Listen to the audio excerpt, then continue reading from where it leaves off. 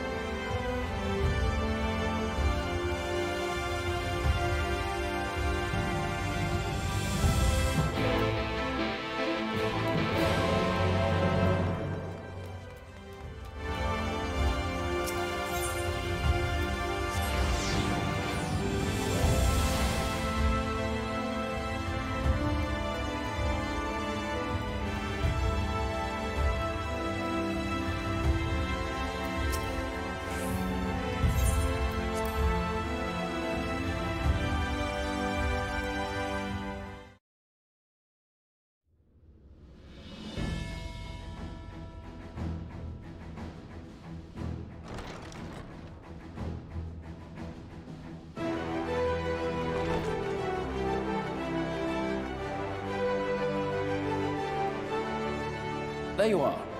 May I assume you've had your fill of rest?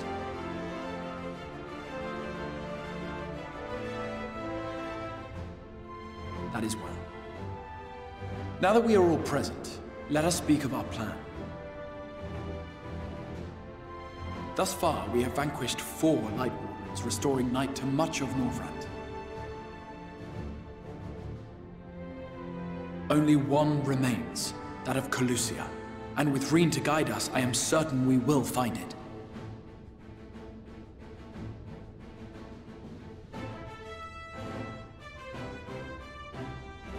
We're so close now. If we can just take care of this one last Warden, we'll rob the Sin Eaters of their final foothold and drive them out of Norvrand once and for all. It will be a new beginning for the First. A chance for the people to rebuild their world. In short, a prize worth fighting for. And in thus delivering the First from destruction, so too shall we unsow the seeds of the 8th Umbral Calamity. Do you hear? Your dreamed of rejoining is in jeopardy. Are you sure you're not tempted to intervene?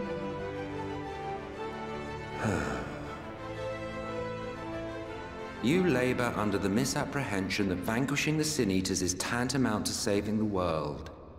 It is not. In truth, you only delay the inevitable, lengthening your fleeting lives by the smallest of margins.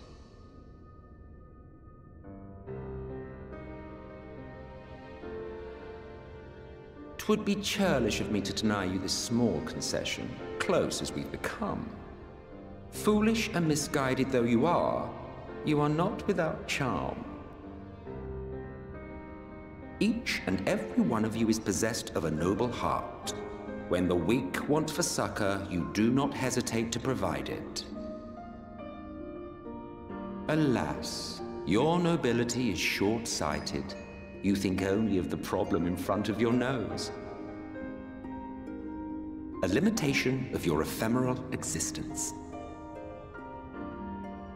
Our lives may seem short and insignificant to the likes of you, but one does not need to be an eternal being to achieve lasting change. If I may stop you there, I do not claim that we Ascians are special. That is another misconception.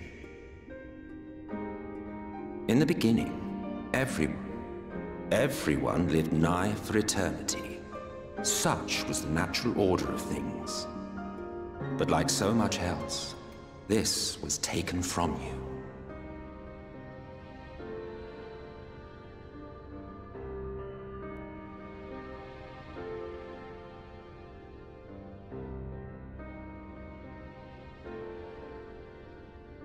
You won't object if I borrow your plaything?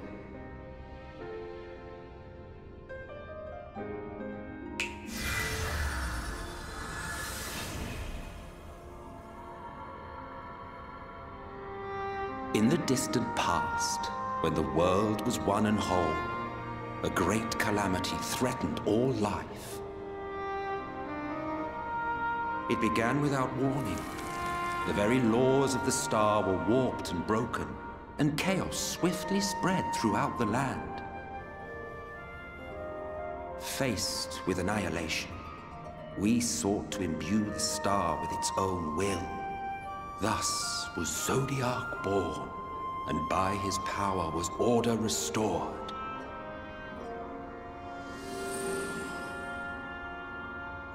Ere long, however, thankless fools began to fear that Zodiac's might was too great, and so they conjured another to keep him in check. Your own dear Hydaelyn. And the two beings waged war until, with a single devastating blow, Hydaelyn unmade Zodiac, scattering his being across space and time. So you told us in the Katana Ravel. Yes, yes. And there began our woes, with Hydaelyn's blow and all that it wrought. As a counterbalance to Zodiac, Hydaelyn was created with the power to enervate her foe. This singular ability strikes not at such banal things as flesh, but everything that defines the target, diluting its existence. For example, were she to strike you,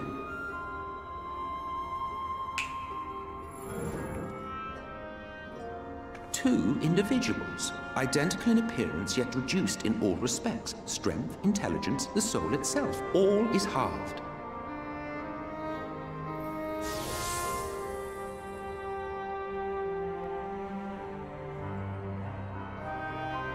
Do you see?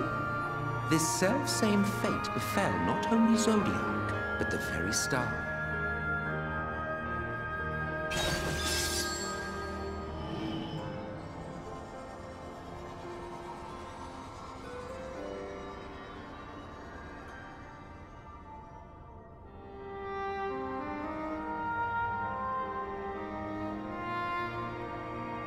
Only 3 were fortunate enough to escape the sundering, me being one of them.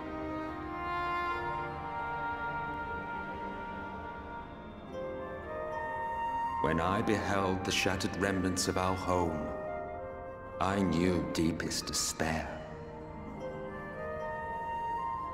The inhabitants of these 14 fragments were feeble, frail and foolish, oblivious to their imperfection, ignorant of their past.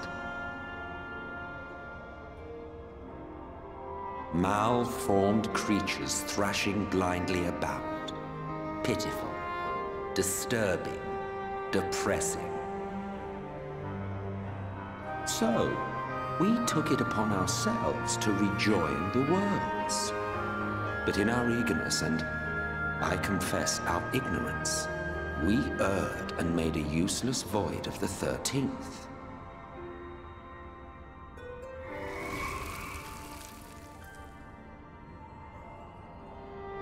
It was only afterwards that we discovered a connection twixt source and shard, a flow of energy that maintains elemental balance.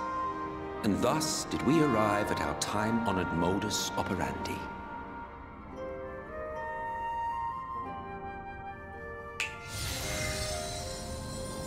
From a purely Ascian standpoint, it could be said that what you seek to do is only logical. But that would be to ignore the immeasurable destruction wrought with each rejoining.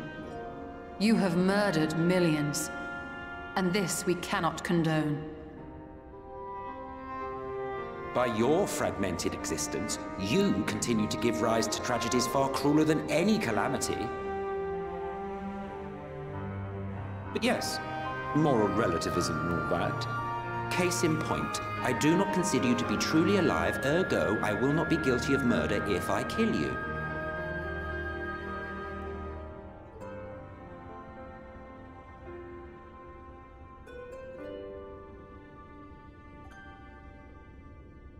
Oh, don't look at me like that. You for whom I have only the highest expectations. A vaunted hero of the Source, 7 times rejoined.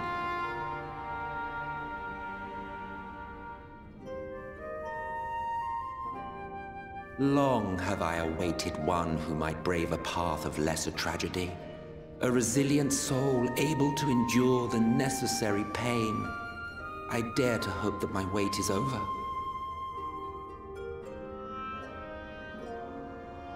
So, finish your task and slay the Light Warden. Make proof of your usefulness, and then we may speak again.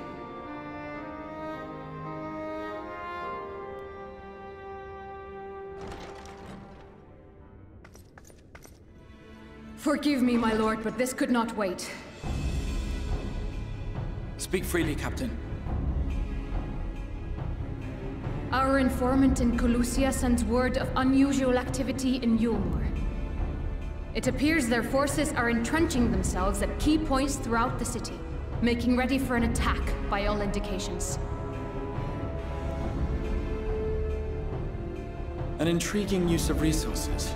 I rather doubt Lord Vorthry is concerned for the safety of his citizens. You think he's harboring the Light Warden inside the city walls? Even if he does have some means of controlling the Sin Eaters, wouldn't that be a little risky? Risky or not, if there is even a chance the Warden is hiding there, we will need to act fast. The longer we wait, the better prepared the Eulmorans will be.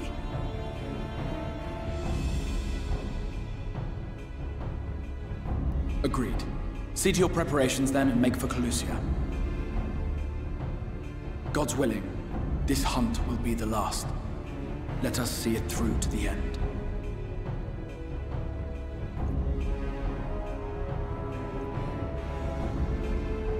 We should begin by assembling in Rite.